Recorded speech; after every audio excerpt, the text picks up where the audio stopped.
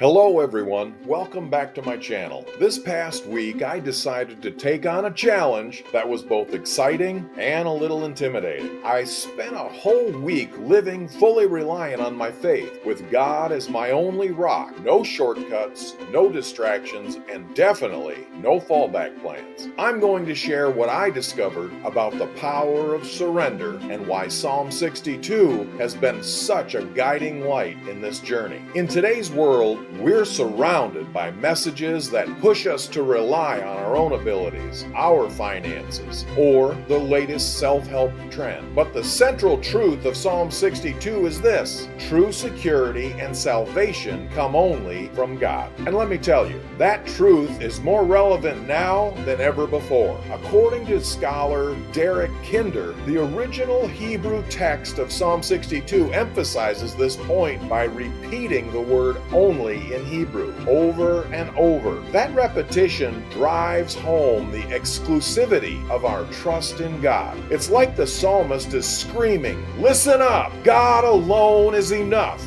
Nothing else will truly satisfy." And it's true. How often do we try to numb our anxieties, our insecurities with things that give us a quick sense of control, money, possessions, or even our social media feeds, only to end up feeling more exhausted? We might feel better for a moment, but deep down, we're still standing on shaky ground. In a world that's constantly shifting, it's easy to feel unsettled, like the ground beneath our feet could give away at any moment. We hustle, we strive, we try to make sure we have our own ducks all in a row. Yet life still throws curveballs. We get laid off from a job we thought was secure, or our health suddenly takes a hit, or a close relationship falls apart. It's in these moments that we realize just how fragile our own efforts can be. But Psalm 62 introduces this beautiful picture of God as a rock in Hebrew. In ancient cultures,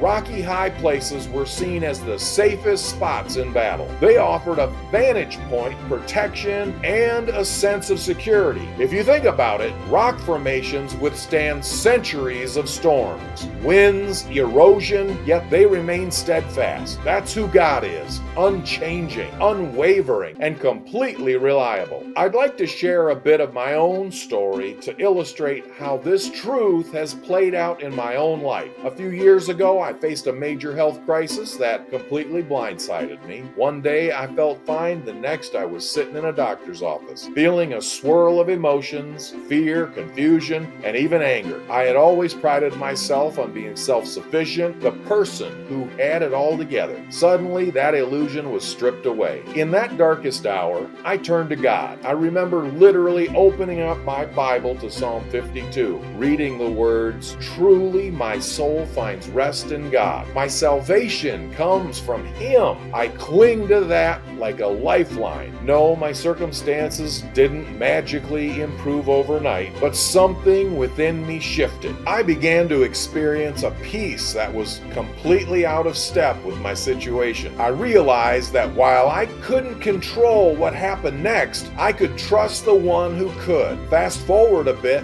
and I encountered another challenge. A tough career decision. It felt like every door was closing, and I started questioning my worth, my purpose, everything. Well, at least not panicking too much. I turned back to prayer. I poured out my heart, my worries, and my confusion to God. Over time, I sensed a clarity and direction that I hadn't felt before. It wasn't an easy path, but I knew that God was leading the way, and that gave me the courage to step into the unknown. You might be wondering, okay, so what does a week fully relying on God look like practically? For me, it was meant setting aside my phone for extended periods, cutting down on my social media, and resisting the urge to fill every spare moment with noise and distraction. Instead, I used that space to pray, to journal, and to read scripture. There were times I felt restless, almost like I was going battling through withdrawal. Because let's face it, we can get addicted to our distractions. But as the week wore on, I found myself more aware of God's presence and less weighed down. I also found myself leaning more on God for daily needs, like seeking wisdom before making decisions about finances or relationships. That might sound super spiritual or even impractical, but I learned that when I invite God into the details, it was humbling to realize that I don't have to carry every burden. Looking back on this challenge, I see how crucial it was to rediscover that God is my only rock. In Psalm 62, David contrasts the solid nature of God with the flimsy protection offered by worldly things. He calls them leaning walls or tottering fences. Our human efforts may stand for a while, but eventually they can crumble. Meanwhile, God's strength is both mighty and loving. It's not arbitrary power, it's power woven together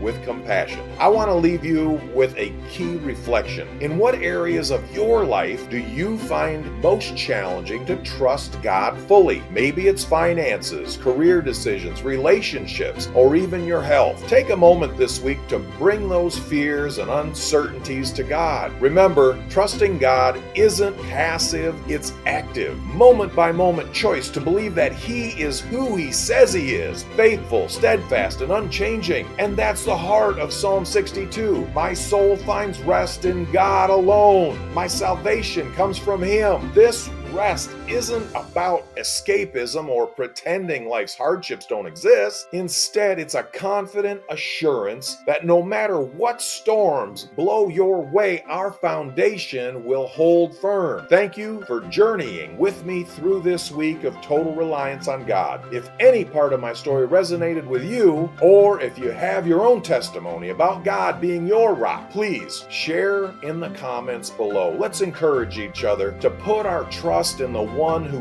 never fails. And hit that like button if you found this video helpful or uplifting. Stay anchored in hope, everybody. Until next time, God bless you and keep praising His holy name.